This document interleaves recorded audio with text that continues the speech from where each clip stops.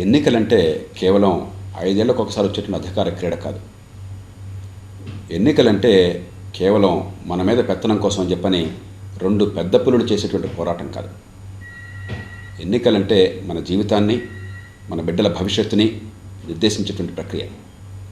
ఎన్నికలంటే మన పేరుతో, మన ఓటుతో, మన సేవకులుగా బాధ్యత చేపట్టి, మన డబ్బుతో మన కోసం విధానాలను రూపొందించి వాటిని మన బిడ్డల భవిష్యత్తు కోసం అమలు చేసే వాళ్ళని ఎంచుకునేటువంటి ప్రక్రియ.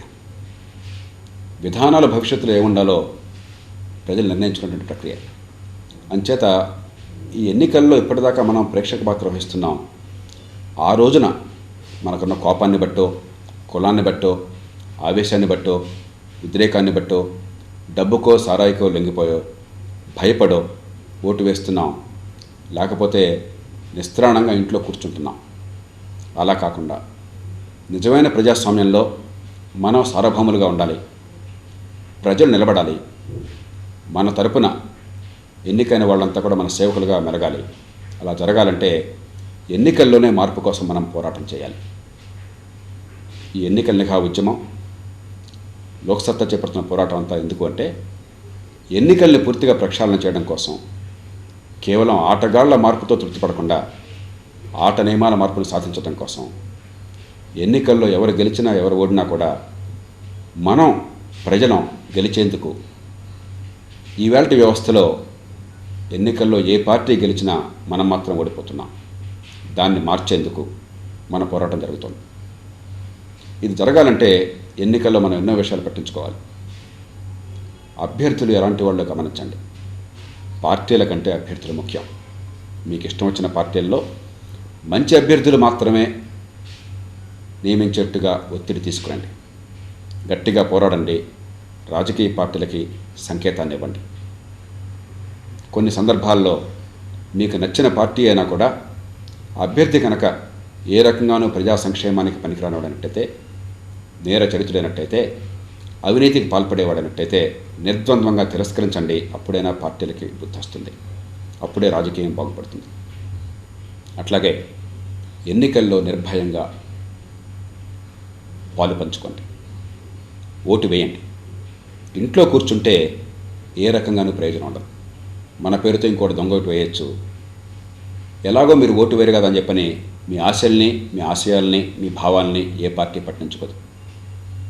రాజకీయ సమాజంలో, ప్రజాస్వామ్యంలో ఓటు ఉన్నవాళ్ళు, ఓటు వేసేవాళ్ళు మాత్రమే నాగరికులు. వాళ్ళ మాట మాత్రమే చెల్లుతుంది. మిగతా వాళ్ళు బతికున్నా కూడా రాజకీయం కింద మృతుల కింద లెక్క. కాబట్టి పట్టించుకోండి ప్రక్రియను. ఆలోచనతో పట్టించుకోండి. విచక్షణతో పట్టించుకోండి. పక్షపాతాలకి, పార్టీలకి అతీతంగా పట్టించుకోండి. ప్రతి వాళ్ళకి వాళ్ళ పార్టీలు ఉంటాయి, వాళ్ళ సిద్ధాంతాలు ఉంటాయి. కానీ రాజకీయ ప్రక్రియ బాగుపడడం అన్నిటికంటే ముఖ్యమైనది. చివరగా ఎన్నిక అనేది ఎన్నిక తర్వాత ఏం జరుగుతుందనే దానికోసం చెప్పాను.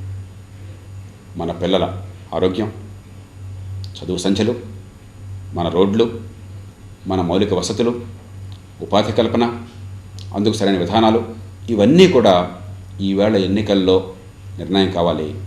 ఎన్నికల తర్వాత సమర్థంగా నిర్ణయం చేసి సజావుగా అమలు చేసేటువంటి వాళ్ళే మన తరపున పదవి చేపట్టాలి. కాబట్టి చర్చ దాని మీద సాగాలి.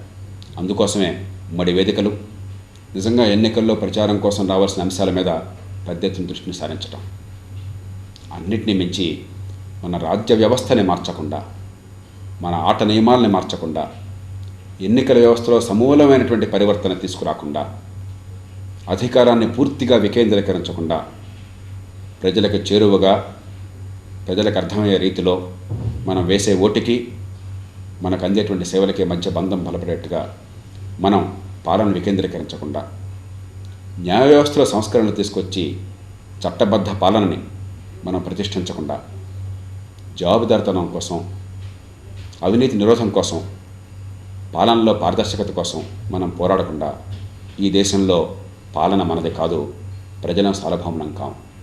కాబట్టి ఈ అంశాల మీద దృష్టిని పెట్టాలి. ఈ లక్ష్యాలతో లోక్సత్తా ఎన్నికల లేఖా పేరుతో ఇతరత్ర వివిధ రకాలైన అంశాలతో మీ ముందుకు వస్తోంది. దయచేసి పౌరులుగా మీ పాత్రని మీరు మరవకండి. మన కోసం ఈ వ్యవస్థ అంతా ఉన్నదని గుర్తించండి. వ్యవస్థ సరిగ్గా ఉంటే మన బిడ్డల భవిష్యత్తు బాగుంటుందని గుర్తెరగండి. నిర్ద్వంద్వంగా రాజీ లేని పోరాటం చేయండి. సార్వభౌములుగా నిలబడండి, నిలదీయండి. రాజకీయాన్ని శాసించండి. ఈ దేశ ప్రజాస్వామ్యాన్ని బలిష్టం చేయండి. మన కోసం, మన పిల్లల కోసం. నమస్కారం.